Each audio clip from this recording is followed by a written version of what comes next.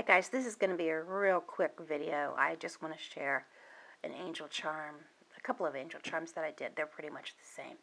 But I joined another little swap on Life on the Scrap Beach, which was to exchange angel charms with two partners. So I just wanted to real quick share the charms that I made. So I actually signed up for it because I'd never made an angel charm before, though, you know, I've seen them and I just think that they're adorable. So I ended up making mine out of, it's all metal and crystals.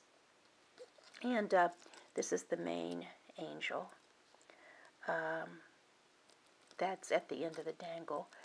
And then I made two, they're kind of like addictive. So I made two little small angels. Get this into frame here. This one and then this one. And look at these and I think what great Christmas gifts they would make, or something to add on to a tag. And it was very quick and easy to make. And I made it a little bit more elaborate because this is going out on the very last day. So I'm hoping to compensate my partners for having to wait for my charm, because I received both of their charms. So on the front of this, this is like a little pocket here, and I put my card. And then on the back, we were required to have an image of an angel and also an angel quote. So here's my image. This is Michelangelo's sculpture of an angel. He's my favorite artist.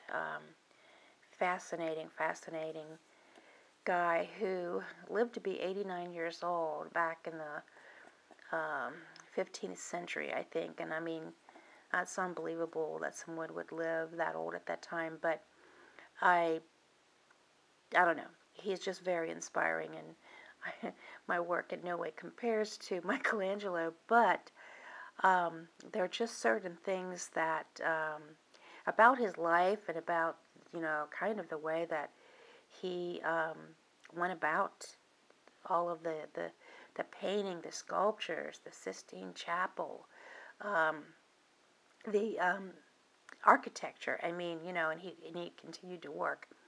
But an interesting quote from Michelangelo, not my angel quote, was about not this sculpture, but the sculpture, I think the sculpture he did of David, which was of marble.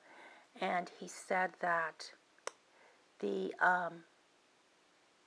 angel was inside of the marble, and he was just chipping away at the marble in order to free the angel.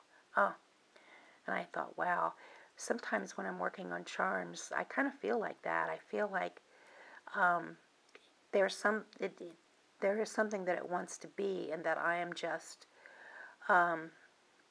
working on helping it become what it wants to be. You know, it's just it's kind of getting into that creative zone, and it's a pretty cool feeling. So anyway, I wanted to use his sculpture of the angel for this tag. And then my quote is from Fanny Crosby, and it says, "Angels descending, bring from above echoes of mercy, whispers of love." And I didn't know who Fanny J. Crosby was. I just looked up quotes, and I found she was also a very interesting lady who wrote like thousands of hymns. And oh my goodness, she was blind from birth, and just lived a pretty fascinating life. She also lived most of her life almost in poverty, because she gave away most of what she made. She only kept just barely enough to live on. Very interesting lady. So anyway, that's her quote. "Angels descending, bring from above echoes of mercy, whispers of love." Fanny J. Crosby. So this is going to go to Kathleen, and Lillian are my partners. And the second, actually this is the first charm I made it. It's a little bit different because I put the quote on a swivel, and then I decided I wasn't so crazy about that and ended up putting it on a clip the next time. But the charm is basically the same. It has in addition to the angels, there's a little heart on each one, and then a little angel charm. So this is going to go on its way. One is going to Scotland, and the other one is going somewhere in the United States. I'm going to have to look up the address again. So those are my angel charms. Thanks for watching.